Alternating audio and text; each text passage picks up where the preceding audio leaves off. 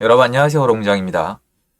새해 참 무거운 내용들의 기사밖에 없는데요. 뭔가 저도 긍정적이고 좋은 얘기를 하고 싶지만 그것도 근거가 있고 제가 뭔가 보이는 게 있어야 말씀을 드리는 부분인데 지금은 다 같이 시장을 지켜보는 게 좋고 방향성에 대해서 집중을 하는 게 좋다. 그리고 시장의 불안 요소에 대해서 사전에 인지를 한 상태에서 그게 어떻게 이루어져 나가는지를 보는 게 맞다. 그리고 시장의 불안함에 대해서는 그것도 지켜보는 게 맞는데 그걸 볼 때 너무 언론만 보지는 말자. 왜냐면 언론은 자극을 시켜야 수익이 나는 거니까 라고 말씀을 드렸었어요.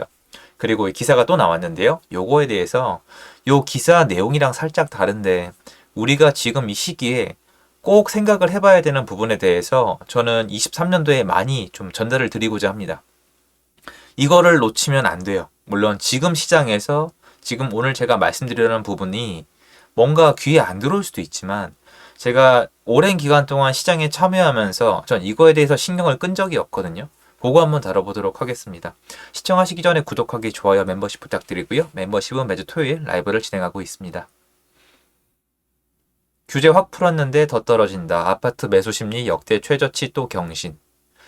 맞고요. 아주 안 좋아요. 아주 안 좋고 제가 예전에 말씀드렸던 부분이 있는데 요걸 좀 전달을 드릴게요. 지금 아파트가 어떻게 떨어지고 있냐면 진짜 재밌는 현상이라고 표현할까요? 슬프고 무서운데 어떻게 보면 재밌는 현상. 지금 보면 아파트 전 단지가 다 떨어지는 게 아니에요. 혹시 이해가 되세요? 서울에 있는 아파트 전 단지가 예전에 비해서 낮은 실거래가가 찍히고 있는 게 아니고 경기도도 전 아파트 단지가 예전에 비해서 더 낮은 거래가가 찍히는 게 아니에요. 왜 그러냐? 거래가 없어서 그래요. 그러니까 지금은 어떤 현상이냐면 추가적으로 여러분 가격이 계속 내려가는 게 아니에요. 가격이 내려가는 속도는 웬만큼 멈췄어요. 왜 멈췄냐고 하냐면 더 떨어진다고 하실 수도 있는데 지금 한동안 몇 개월 동안 너무 많이 떨어졌어요. 어떤 시기였냐면 10억짜리가 1억씩 2억씩 떨어졌어요. 그러니까 21년도에 올라간 것처럼 2천만 원씩, 3천만 원씩, 5천만 원씩 그 사람이 세금 낸 거, 대출이자 낸 거, 아니면은 인플레이션 해지한 거 그만큼 올라간 게 아니라 퍽퍽퍽 올라갔잖아요. 지금 떨어질 때 그렇게 내려가요. 플러스 알파로 전세가도 그렇게 떨어져요. 근데 월세가는 또 이상하게 올라갑니다. 자, 요거를 보면은 지금은 어떤 특정 단지가 계속 떨어지면서 하락가율의 데이터를 만들어내고 있는 게 아니라 그게 퍼지는 거예요. 근데 그만큼 거래가 없어요. 서울이 거래 건수가 지금 1000건을 논해야 되는 단계잖아요. 1000건을 못 넘어요. 그런데 이런 단계에서 전 단지의 낮은 신고가가 쓰여지면서 데이터가 완성되기가 어렵겠죠. 다시 얘기해서 지금은 하락이 퍼지고 있다. 공포가 퍼지고 있다. 플러스 알파로 이게 퍼지면서 못 버티는 집주인들이 늘고 있다. 하지만 자세히 들여다보면 집주인이 못 버티는 이유는 이 매매가보다 전세가에 있다고 전 보고 있습니다. 왜냐?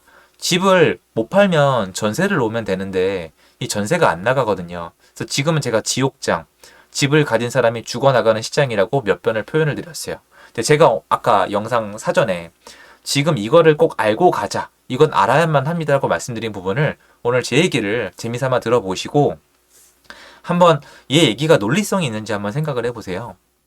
서울 아파트는 수십 년 동안 굴러왔어요. 굴러왔다는 거는 나라에서 땅 팔고 나라에서 땅 팝니다, 여러분. 이 아파트로 사람들만 돈을 버는 게 아니에요. 예를 들어서 과천지식정보타운 있죠, 여러분. 거기 땅을 비싸게 팔기 위해서 뭘 했는지 아세요? 지하철을 만들어줬어요. 지하철을 뚫으면 땅값이 확 올라가요.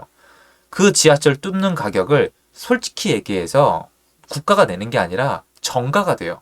세금의 정가, 비용의 정가는 일반인들끼리 여러분이 미워하시는 뭐 가진 사람, 집이 많은 사람, 뭐 서로 미워하는 그런 사람들끼리만 이루어지는 게 아니라 맨 위에서부터 내려와요. 맨 위에가 제일 편해요. 여러분 동탄의 아파트 공급받으신 분들 공급 그 분양가에 뭐가 들어있죠? 거기 여러분 대중교통 만드는 거 있잖아요. 위례도 마찬가지고 신도시에 여러분이 거기 들어가는 인프라 비용을 일부를 내게 돼 있어요. 이게 전가가 아니고 뭐겠어요? 건설사는 어때요? 건설사도 적자가 날 것 같으면 안 해요. 지금 보세요. 시공을 안 맡아요. 옛날엔 서로 맡겠다고 아주 난리 부르스를 치고 불법 행위까지 해서 기사가 났는데 지금은 서로 안 맡겠대요. 재개발 현장에 시공사를 선정하는데 한 명도 안 와요. 왜? 돈이 안 되니까. 돈밖에 몰라요. 그런데 국가도 돈이 중요합니다. 전가예요. 자, 이런 식으로 뭐든지 데미지를 입으면 서로 전가하는 이 습성이 있는데 이게 왜 가능한지에 대해서 우리 생각을 해봐야 돼요. 이게 왜 가능할까요? 일단 첫째로 이게 가능한 이유는 수급이 안 맞기 때문이에요. 공급하는 사람이 있고 이 수요자가 있잖아요. 근데 문제는 이게 참 얘기하기 조심스러운 부분인데 어쨌건 간에 칼자루는 공급자가 갖고 있어요. 그러니까 물론 이 사람은 망할 수 있어요. 칼자루를 들고 있는 대신에 그 칼이 자기를 향할 수도 있습니다. 그리고 수요자는 자기가 필요하기 때문에 이걸 구해야 돼요. 근데 수급이 만약에 안 맞는다면은 공급자는 나락으로 갑니다. 수요자는 나락으로 가지 않아요. 공급자는 리스크를 지는 대신에 칼자루를 줍니다. 무슨 말이냐면 만약에 공급이 부족하면은 가격을 올릴 수도 있고 가격을 내릴 수도 있어요. 이 단계에서 한 단계 더 나가자면 공급자가 공급이 충분치 않은데 내가 세금이나 아니면 대출 이자나 기타 여건 때문에 여기 비용이 더 들어가면은 이거를 전가하고 싶단 말이에요. 전가를 못하면 자기 수익이 줄어들어요. 그러면 수요자는 이거를 전가받기 싫으면 어떻게 하면 되냐면 이걸 사면 됩니다. 근데 그때 가서 이제 가격이 비싸게 느껴지는 점은 이 안에 수많은 사람의 전가가 이루어졌고 국가도 화폐를 찍어낸 대가를 인플레이션으로 화폐 가치 하락으로 전가를 시키는 거니까 이 물건에 수많은 사람의 책임 회피가 들어가면서 가격이 올라가 있기 때문에 사기 싫단 말이에요. 근데 이 현상이 멈추지 않는 게 물가 상승, 그러니까 화폐 가치의 하락이란 말이에요. 그런데 서울 부동산을 일단 예로 들면 아파트는 계속 이 모습으로 굴러왔어요. 수요와 공급, 수요와 공급으로 굴러왔습니다. 그런데 지금 여기까지 와 봤을 때 일단은 서울의 아파트가 충분치 않다는 건 전 의견이 모아졌다고 생각을 하거든요. 서울의 아파트가 충분하다면 진작에 가격은 내려갔어야 돼요. 깔아 뭉개졌어야 되고요. 저는 여기서 이 생각을 해요. 만약에 서울에 진짜 아파트가 충분했으면은 물론 지금 다 지켜봐야 되겠지만 둔촌 주공이 아예 텅텅 비었을 것 같아요. 둔촌 주공에 청약을 넣을 필요가 없잖아요. 서울의 아파트가 널려 있으면 왜 그러냐면 최근에 몇 달 동안 둔촌 주공이 분양, 이 수분양자를 모집할 때 그 시기에 서울 아파트가 무너져 내려가고 있었기 때문에 집을 싸게 얼마든지 구할 수가 있었거든요. 그런데 그러지를 못하고 월세가가 올라가고 있었어요. 근데 월세가가 올라가는 게 무슨 상관이냐면 월세가가 올라간다는 거는 월세 공급이 충분치 않다는 거예요. 월세 공급이 나와 넘치면 월세는 절대 오르지 못해요.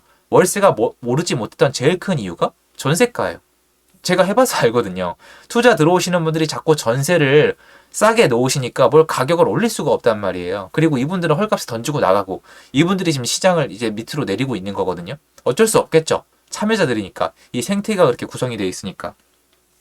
다시 얘기해서 전월세의 수요자는 공급이 있어야 들어가는데 공급이 부족하니까 가격이 올라가는 건데 전세가가 내려간 거에 대해서는 수급 문제도 있고 금리 문제도 있고 다양한데 어쨌건 수급으로 돌아갈 수가 있습니다.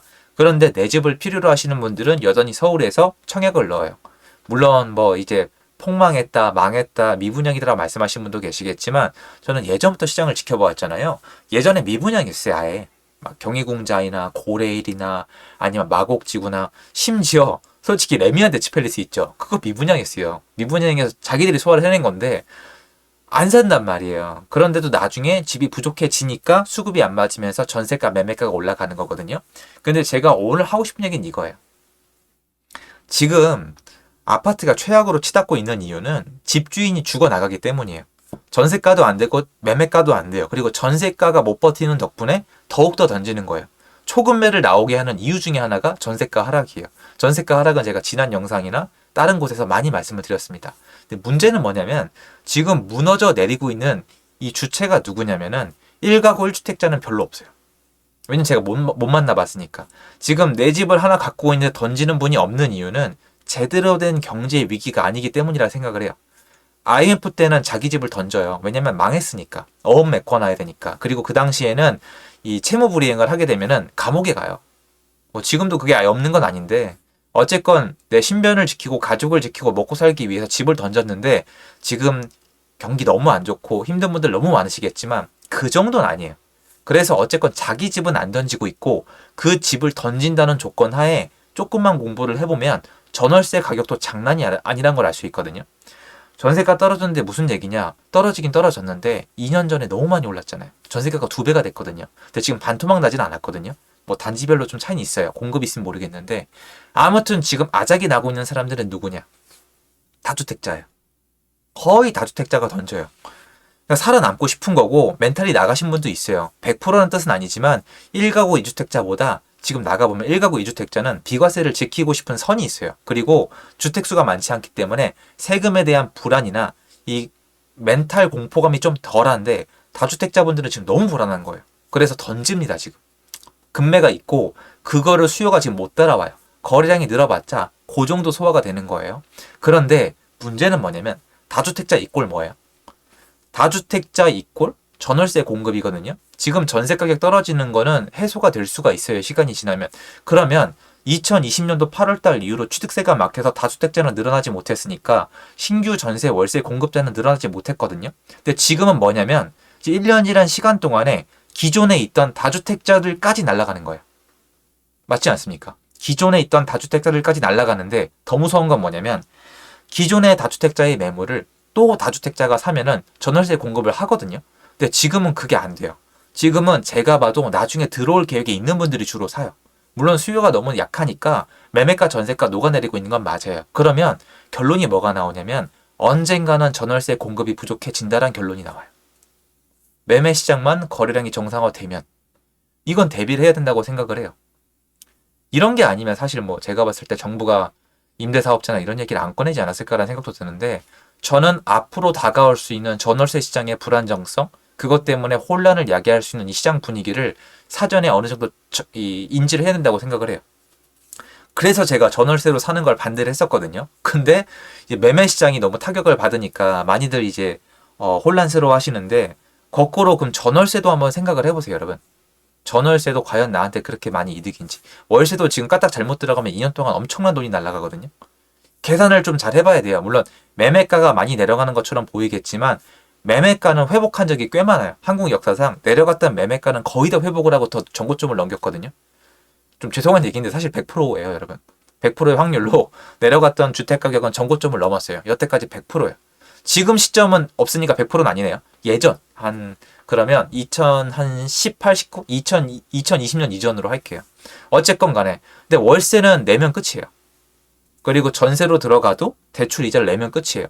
전세나 월세는 내가 낸 돈에 대해서 보상받을 길이 없지만 매매는 내가 인내심이 있거나 과거 통계를 봤을 때 보상받을 길이 있거든요. 근데 요새 이런 얘기가 참 조심스럽긴 합니다만 전월세 시장이 안전할지 불안정할지도 앞으로 지켜봐야 되는데 지금 전세가가 내려가는 이유를 공부해보지도 않고 앞으로도 무조건 매매 전세 다 내려갈 거야. 이렇게 생각하는 건 좀 위험할 수 있다고 생각을 해요. 그래서 여러분의 주거 형태에 따라서 미래의 여러분의 자산 규모나 내 주거 안전성이나 아니면 내가 앞으로 하고 싶은 일들에 대해서 가능 유무가 바뀔 수 있기 때문에 좀 이 현상 안에서 이 기사 안에서도 이렇게 내려가는 주체가 다주택자고 다주택자가 새로 집을 못 사고 있다면 언젠간 전월세 공급이 멎겠구나라는 생각을 좀 해봤으면 좋겠습니다. 중요하지 않을까 싶어요. 도움 됐으면 좋겠습니다. 감사합니다.